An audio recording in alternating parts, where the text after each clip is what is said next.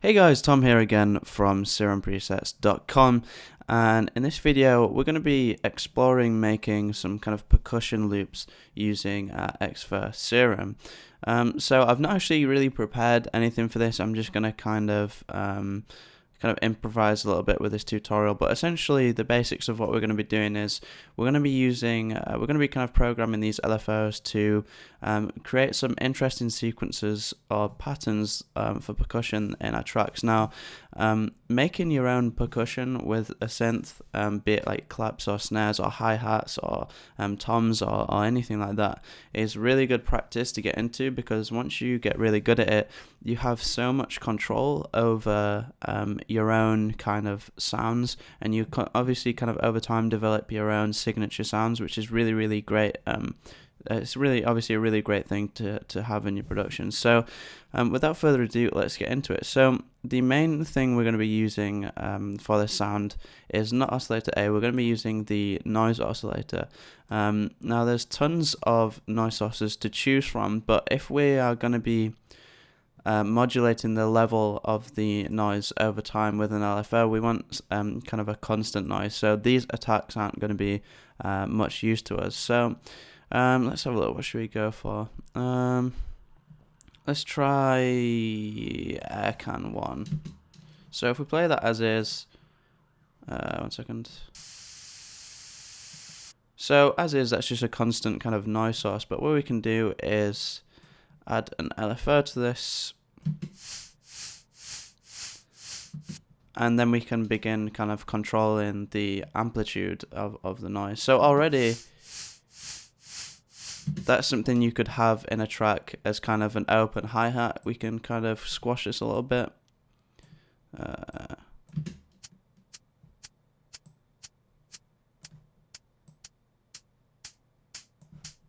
a little bit of reverb.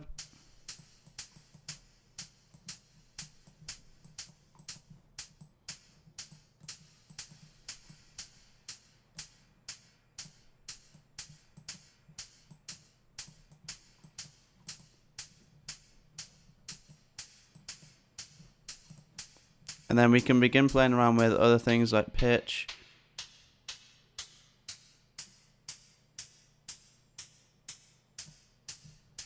And we can use different noise sources.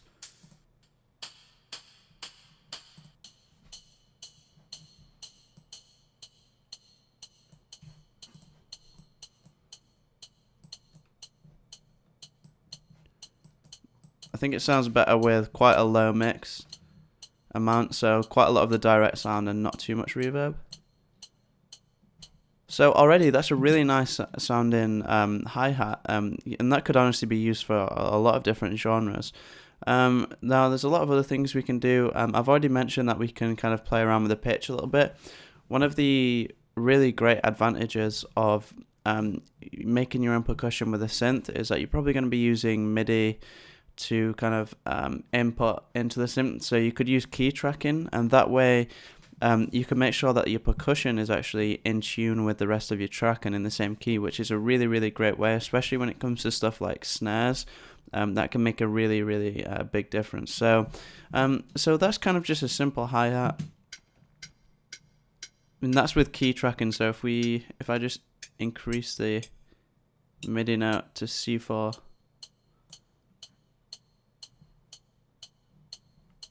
that sounds a little bit better with a higher MIDI note, I think.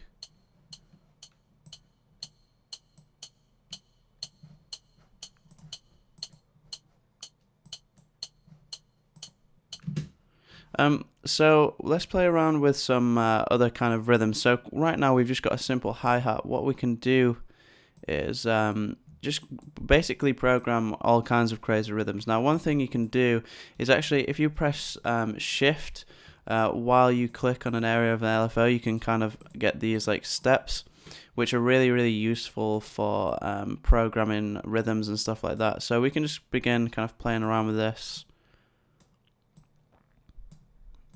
You can just do all kinds of crazy stuff. You can just be as creative as you want really with this. One interesting point that I kind of thought about a while ago, and I actually posted it on the forum, but I didn't realize someone else had already kind of posted it, was the ability to add swing to the LFOs. Now, if you guys have used LFO Tool, that's another kind of piece of software by Steve Duda from Expert Records, and you can kind of program your own LFOs like this and simply drag and drop it onto any kind of element within your DAW to control the amplitude of it. So it's really useful for like sidechaining and stuff like that. But you can also use it to create kind of rhythmic effects as well, and that actually has a swing functionality, which is really super useful. And I was kind of disappointed to see that the LFOs within Serum, although they are obviously really good and they are quite similar to LFO Tool, it's kind of missing that swinging functionality, which I think would have been a really great addition. But maybe that's something that will be added in the future, I'm not sure. So we've kind of programmed in a basic rhythm here. We'll just see what this sounds like.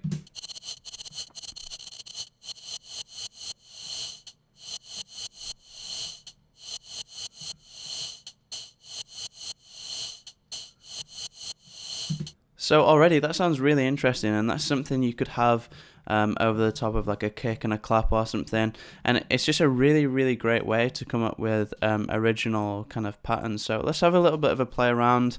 I'll kind of just shut up for a bit and just have a play around and see what we can come up with.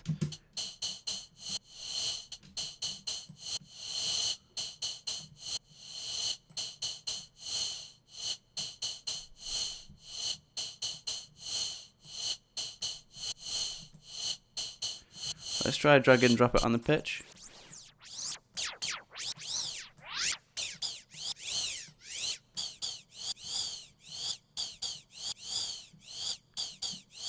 That's quite an interesting effect. I'm going to take it off for now.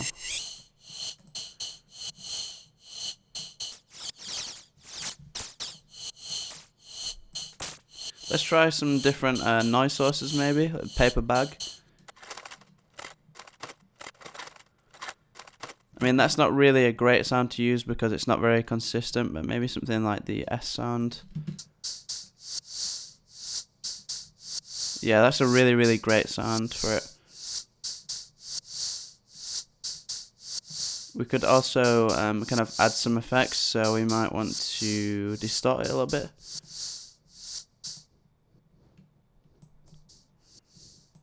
Change this to high pass.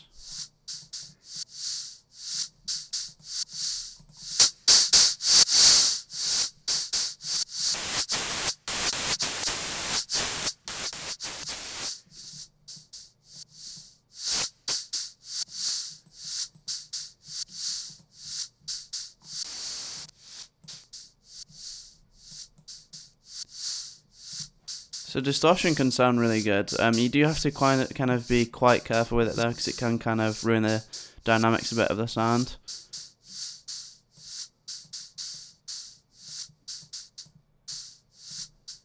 So let's just go for quite a basic loop.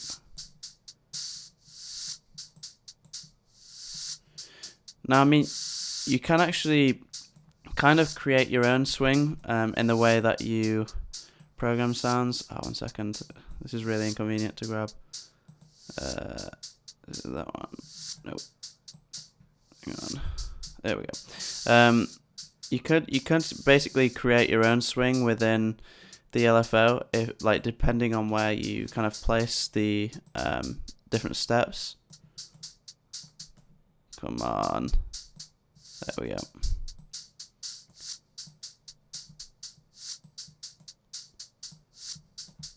And we can grab this last one.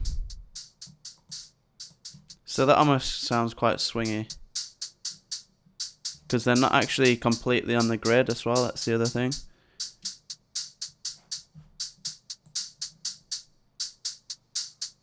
Or we could just have kind of a hi-hat and every offbeat.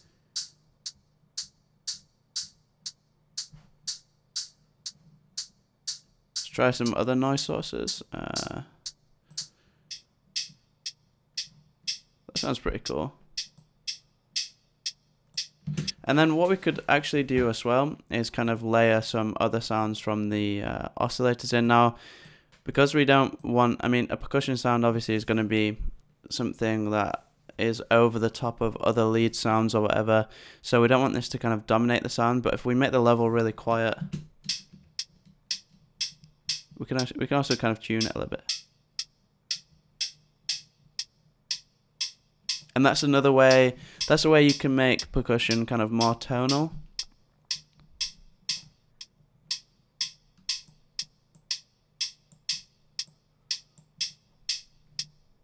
That's pretty cool. We could also add some kind of bend to this.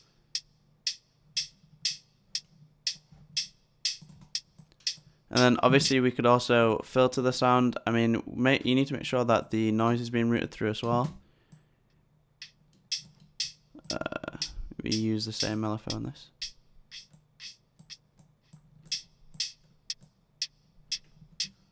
So that sounds pretty cool.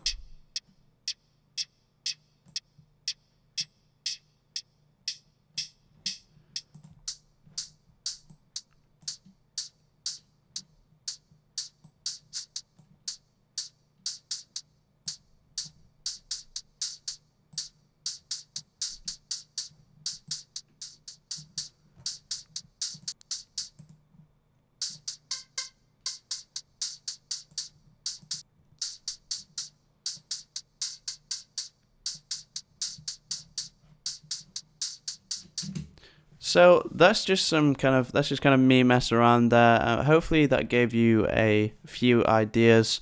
I quite like this because I didn't really have much of a plan going into it, but that's just some really kind of basic ideas you could use and expand upon to create your own percussion loops within Serum. The LFOs are really, really powerful within Serum, so making full use of this is kind of a must, really.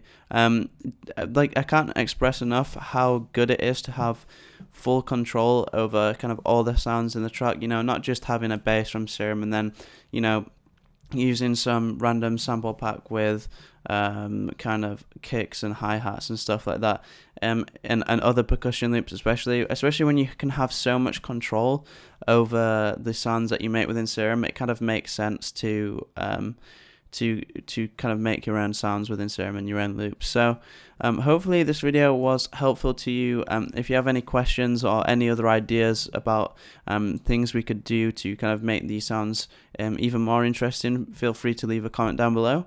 Thanks a lot for watching. If you haven't already, go check out SerumPresets.com. That's where I sell all my presets for Serum. I think those will be super useful to you, both to use in your tracks and also to reverse engineer and learn from.